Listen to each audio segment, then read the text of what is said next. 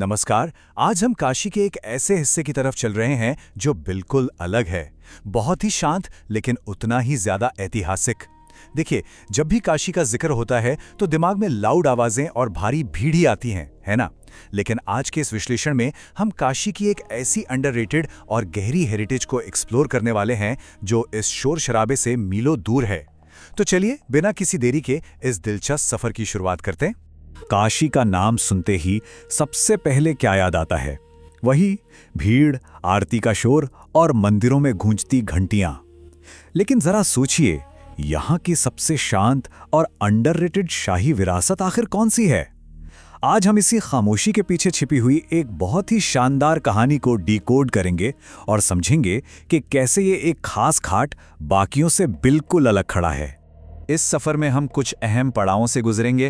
पहले देखेंगे काशी की छिपी हुई शाही विरासत, फिर बंगाल का आध्यात्मिक अक्ष, उसके बाद बात करेंगे शिक्षित रॉयल्टी की वास्तुकला की, फिर समझेंगे वर्तमान कहानी का संकट और आखिर में देखेंगे विजन पंचकोट घाट 2040।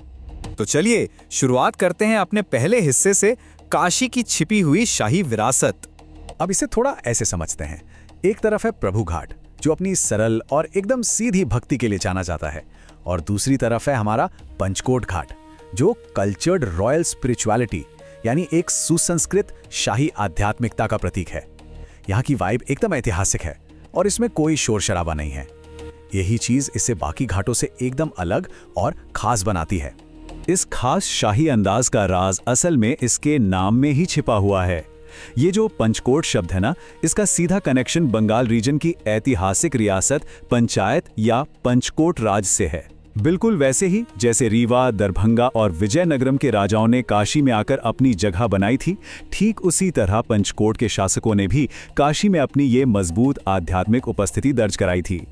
आगे बढ़ते हैं दूसरे हिस्से की तरफ, बंगाल का आध्यात्मिक अक्ष। 18वीं और 19वीं सदी के दौरान बंगाल के एलीट परिवार और बड़े बड़े विद्वान काशी को मुक्ति और शिक्षा का सबसे बड़ा केंद्र मानते थे। वो लोग यहाँ सिर्फ बसने के लिए नहीं आते थे, उनका मकसद था तीर्थयात्रा करना, संस्कृत की गहरी पढ़ाई करना, मंदिरों का निर्माण करवाना और पुजारियों को हर तरह का सहयोग देना। तो यहाँ गौर करने वाली बात यह है कि पंचकोट घाट सिर्फ ईंट पत्थरों से बनी कोई साधारण इमारत नहीं रह गया था, बल्कि ये पूर्वी भारत और काशी के बीच एक एक्टिव स्पिरिचुअल एम्बेसी यानी आध्यात्मिक दूतावास के रूप में काम कर रहा था। ये एक ऐसा पुल था जो दो अलग अलग क्षेत्रों की बौद्धिक ऊर्जा को आपस में जोड़ रहा था। अब आते हैं अपने तीसरे भाग पर, शिक्षित रॉयल्टी की वास्तुकला। यहाँ की वास्तुकला पर एक नजर डालेंगे तो इसके हेरिटेज की पूरी कहानी खुद ब खुद समझ आ जाएगी। महल का फ्रंट हिस्सा पूरी तरह से कुलीन या एरिस्टोक्रेटिक है। इसकी सीढ़ियां बेहद संतुलित हैं। खिड़कियों और बालकनियों पर बंगाल के आर्किटेक्चर का साफ प्रभाव दिखता है, और नदी की तरफ इसका जो रुख है वो किसी बड़े औपचारिक समारोह जैसा एहसास दिलाता है। अब इसमें एक बहुत ही दिलचस्प बात है, इस घाट की बनावट में कहीं भी शक्ति प्रदर्शन या दबदबा दिखाने की कोशिश नहीं की गई है, बल्कि यह एक रिफाइनमेंट या परिष्कार दिखाता है। ये पूरा का पूरा फिजिकल डिजाइन एक एजुकेटेड रॉयल्टी का प्रतीक बन गया है, जहां बंगाली बौद्धिकता और साहित्यिक संस्कृति की एक खूबसूरत झलक देखने को मिलती है। लेकिन ऐतिहासिक तौर पर यहाँ आखिर होता क्या था? सोचिए, एक ऐसा माहौल जहां संस्कृत पर ज्ञानवर्धक चर्चाएं हो रही हैं, भक्ति संगीत की महफिलें सजी हैं, शांति से निजी अनुष्ठान किए जा रहे हैं और तीर्थयात्रियों को बड़े आदर के साथ ठहराया जा रहा है। इन सारी गतिविधियों ने मिलकर यहाँ एक बहुत ही अनुशासित और अंतर्मुखी माहौल तैयार कर दिया था। अगर इस घाट की आध्यात्मिक पहचान को एक लाइन में समझना हो तो वो ये है कि यहाँ की भक्ति में कोई लाउडनेस या नाटकीयता नहीं है। ये एकदम गहराई से संस्कारी है। यहाँ भक्ति सिर्फ एक भावना नहीं रह जाती, बल्कि ये भावना और शिक्षा का एक बहुत ही शानदार मिश्रण बन जाती है। चलिए अब रुख करते हैं चौथे हिस्से की ओर, वर्तमान कहानी का संकट। आज के समय में यहाँ टूरिज्म का एक बहुत ही बड़ा पोटेंशियल है जिसे बुरी तरह से इग्नोर किया जा रहा है।